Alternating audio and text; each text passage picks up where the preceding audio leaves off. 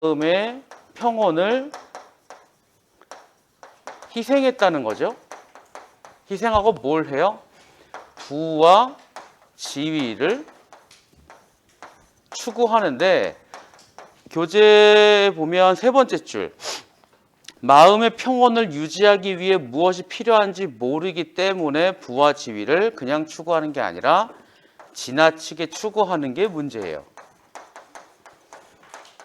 이유는 진짜로 마음의 평온이 뭔지를 모르니까. 이게 뭔지 모르니까 무언가 불안해서 부와 지위를 끊임없이 추구하는 겁니다. 이제 그게 문제가 되는 거잖아. 그렇다면 마음의 평온이란 뭐냐?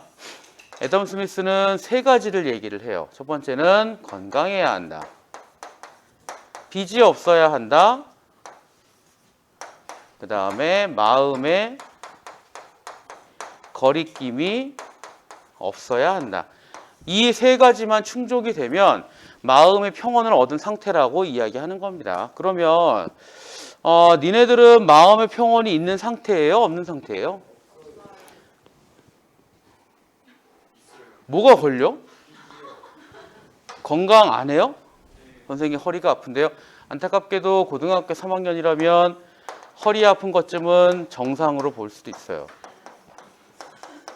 또 아픈 거 뭐 있는데? 마음이요? 여기에 건강은 육체적인 건강을 얘기하는 거니까. 요거? 아니, 일단 건강은 다 하지. 선생님 허리 두통이에요. 고3이라면 정상이고. 선생님 치통도 있어요. 이것도 고3이라면 정상이고. 또 아토피가 심해져요. 이것도 고3이라면 정상이고. 선생님 그럼 정상 아닌 게 뭐가 있나요? 고3이니까. 혹시 여러분들 지금 오늘 피토한 사람들은 각혈. 이 정도 되면 이제 아프다고 볼 수 있는 거지. 그럼 마음이 불안할 거야. 안 돼. 근데 이제 신기하게도요, 진짜 되게 많은 병이 있는데 11월 19일부터 정말 씻은 듯이 나을 겁니다. 진짜야. 니네 선배들도 그래요. 그럼 고3이 뭐냐? 꾀병이냐? 그건 아니고 그만큼 스트레스가 많은 거겠지. 니네 건강하다고 볼게요. 빚은 있나? 매점 가려고 친구한테 대출한 게 무슨 이런 거 없죠? 없습니다. 웬만하면 없어요. 충족됐고 마음의 거리낌이라고 하는 건 뭔가 불안한 마음? 근데 니네 있죠? 왜 있죠? 그러니까 뭐가 불안하지? 이게 불안할 거야? 혹은 이게 불안하겠지?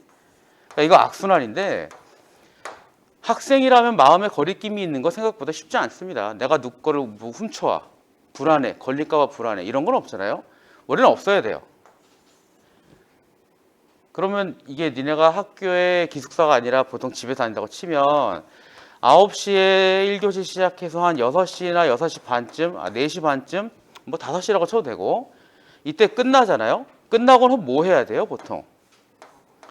학원에 간다는 거는 지금 니네하고 똑같이 부와 지위를 지나치게 추구하는 거라고 볼 수 있습니다. 니네 공부하는 목적이 뭐예요? 지금 진짜로 자기 개발 위한 거 아니죠? 뭐 위해서 공부하지? 대학 때문에 공부하는 거죠. 대학 왜 가려고 그래요? 돈 좀 더 벌려고, 지위 더 찾으려고.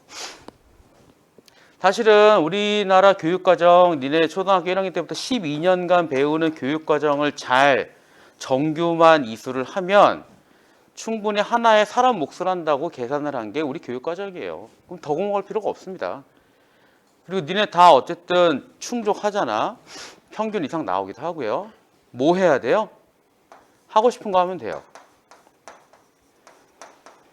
어학 공부하려면 해도 되고, PC방 가려면 가도 되고, 그냥 잘 거면 자고, 책 읽을 거면 책 읽고, 편하게. 근데 전국에 있는 우리 고등학생들은 다 뭐 해요? 주로 학원이라든가 과외라든가 자습이라든가. 니네도 마찬가지 아니냐? 되게 안 좋은 거야. 그럼 니네는 왜 그러느냐? 니네도 무언가 불안하기 때문이에요.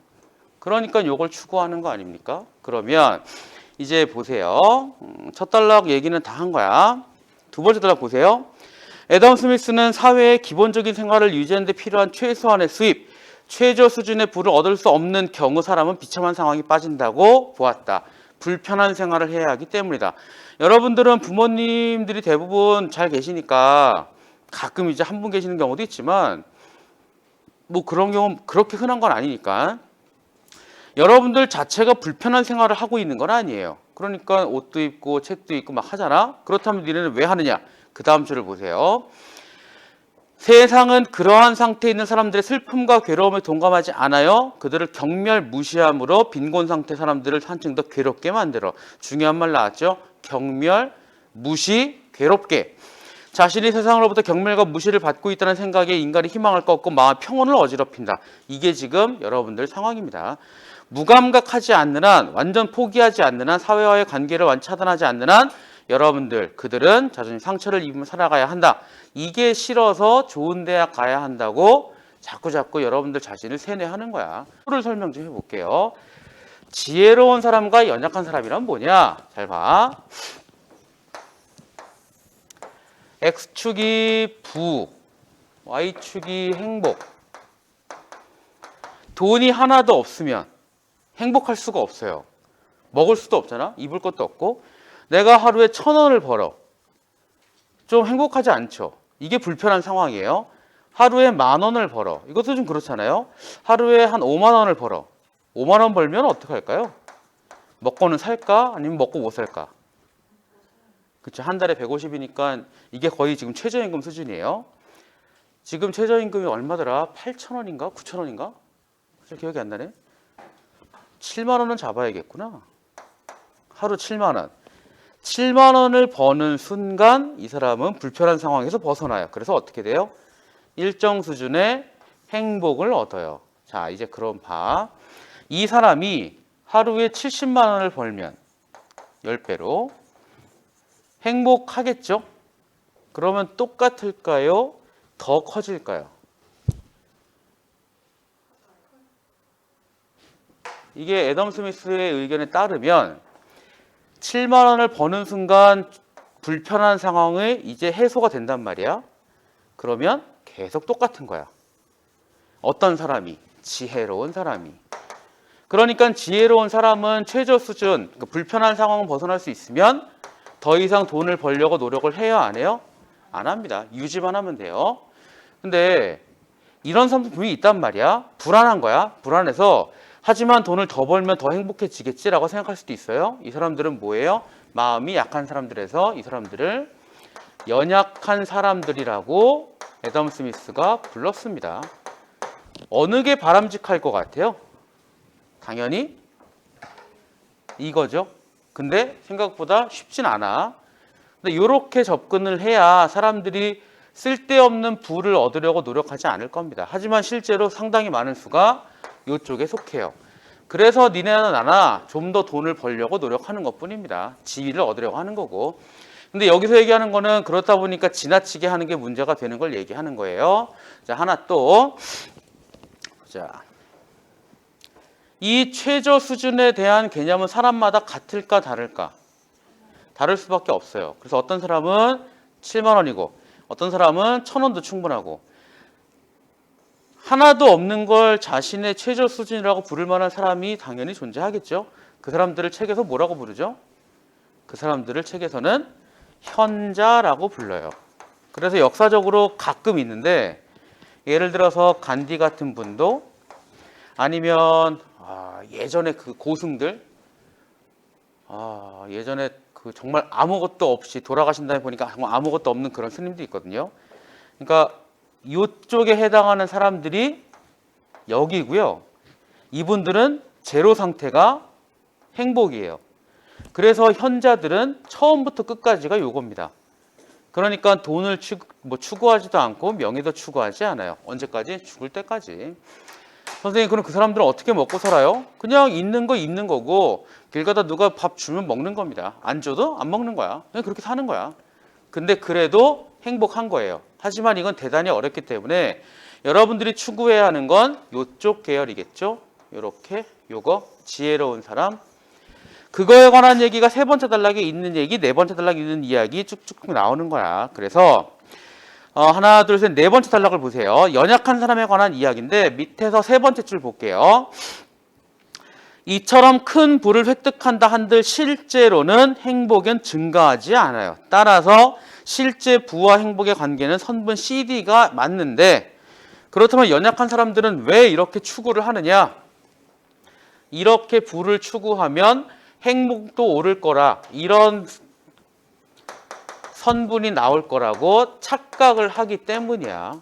그래서 이 사람들은요, 환상 속에 살고 있는 거고, 환상은 여러분들을 병들게 하는 겁니다.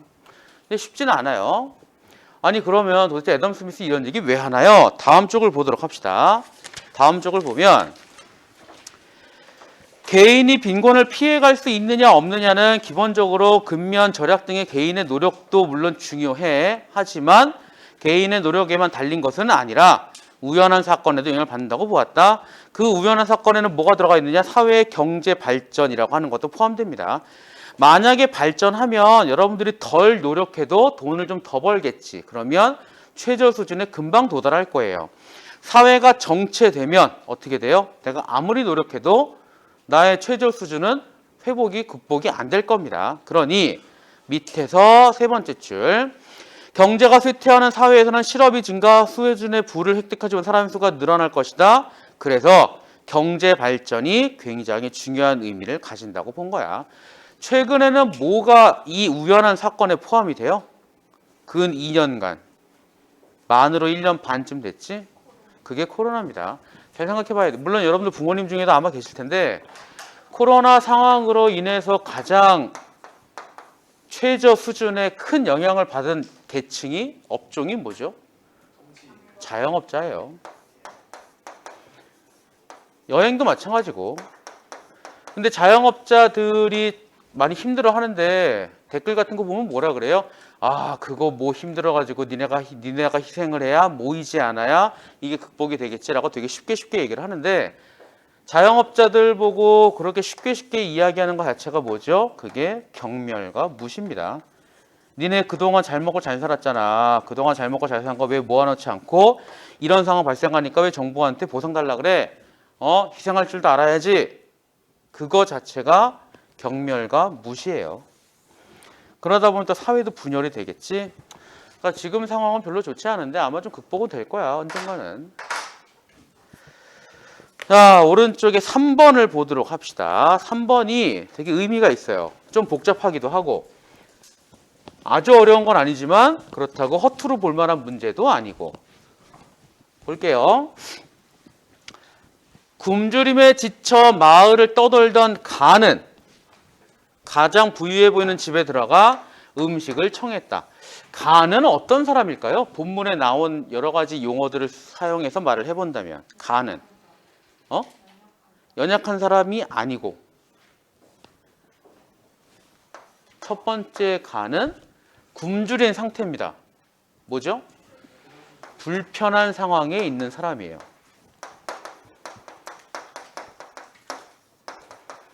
네, 이거 찾는 게 까다로워. 그 다음에 가난을 극복하고 사업가로 성공한 집주인 나는, 자, 그럼 나는 어떤 사람일까요? 돈이 많아요. 나는 최저 수준을 넘어갔죠. 그럼 뭐죠? 지혜로운 사람일까요? 아니면 연약한 사람일까요? 그건 아직은 몰라요. 이따가 판단하자고. 그래서 많이 줬단 말이야. 음식과 따뜻한 점 마련해 주었다. 그러나 거실에 값비싼 보석에 놓인 본 간은 부자가 되고 싶다는 욕망에 양심에 거리낌 없이 보석을 훔쳐 달아났다. 이 간은 어떤 인간일까요? 연약한? 아니죠. 아직 연약한지 몰라요. 니네 조심해야 되는 게, 미리 얘기합시다. 그 밑에 다를 보세요. 이때 가를 목격한 부유한 상인 다는 어떤 사람일까요? 얘도 지혜로운 사람 또는 연약한 사람이에요. 그러면 지혜롭거나 연약한 사람인지 아닌지 알 수 있는 유일한 방법은 최저 수준을 넘어갔냐를 따져야 돼요. 최저 수준을 넘어가면 이제 불편한 상황이 넘어간 거고, 지혜로운 거, 연약한 거 둘 중에 하나입니다. 근데 가 두 번째 다시 볼게요. 거리낌 없이 보석을 훔쳐 달아났죠. 확실하게 최저 수준을 통과했나 안 했나? 그건 몰라요. 그러니까 여기는 얘는 지혜로운 건 연약한 건 판단할 가치가 없고 본문에 있는 말을 사용한다면 뭐예요? 아까 여기였잖아. 세 가지 조건이요. 건강, 빛, 양심의 거리낌. 그 중에 하나라도 깨지면 뭐죠? 마음의 평온을 깨트린 사람. 마음의 평온을 희생한 사람이 되는 겁니다. 아니 선생님, 근데 뭔가 이상한데요? 아까 마음의 거리낌이 없으면 된다며요. 얘 어떻게 했죠? 양심의 거리낌 없이 보석 훔쳤는데요? 그럼 이거 마음의 평온을 얻은 거 아니에요? 양심의 거리낌 똑같잖아? 가끔 물어보는데 아까 이야기했던 여기에 양심의 거리낌이 없는 거는 한 점 부끄럼 없이 살 수 있는 사람을 이야기하는 거고 여기서의 양심의 거리낌 없이 보석을 훔친 건 정말 양심에 털난 걸 얘기하는 겁니다. 그러니까 양상이 달라요. 얘가 양심의 거리낌이 없는 건 법이 얘를 해결해 줘야 되는 거고 여기에 양심의 거리낌이 없는 건 법이 없어도 살 만큼 착한 사람이라고 이해하는 거고 달라. 양심의 거리낌 단어 똑같다고 헷갈리면 안 돼요. 자, 다시 다를 볼게요. 보상금을 바라며 가를 붙잡아 나에게 데려갔다. 이제 상인 다는 지혜로운 사람일까요? 연약한 사람일까요? 왜 연약하죠? 돈을 더 바라고 있으니까. 보상금을 바랐죠? 만약에 다가 지혜로운 사람이면 그냥 데려다 줬을 거야. 순수하게. 훔치면 안 돼. 돌려줍시다. 했을 건데 얘는 보상금을 받았기 때문에 돈을 더 바라고 있는 거야. 그러니까 아까 그래프에서는 올라가는 걸 추구하는 사람인 거죠. 그랬더니 나는 뭐래요? 아무 말 없이 지갑에 있는 현금을 모두 꺼내 가에게 주었다. 자, 이제 나는 지혜로운 사람, 연약한 사람. 왜 지혜로워요? 돈을 필요로 하지 않은 사람이니까. 그럼 힌트 하나 더 문제 잘 들어봐. 그러나 가는 자신의 모든 재산을 털어서 가에게 주었다. 그러면 나는 어떤 사람 돼요? 아니지. 다 줬잖아. 내 재산을. 이제 현자가 되는 거야. 근데 지금 나는 뭘 줬대요? 지갑에 있는 것만 줘요. 왜? 불편한 사람이 될 수는 없잖아. 그러니까 이게 현자인지 그냥 지혜로운 사람인지 알 수가 있는 단서가 되는 거죠. 이후 태도가 바뀐 가는, 자, 마지막 가예요. 그러니까 이게 여기는 가가 세 군데나 나와서 세 번째 가는 어떤 사람이에요? 돈을 벌어요. 돈을 벌었어. 그러니까 여기도 지혜로운 사람 또는 연약한 사람 중에 하나인데 마지막 줄에 봤더니 뭐라고 나왔죠?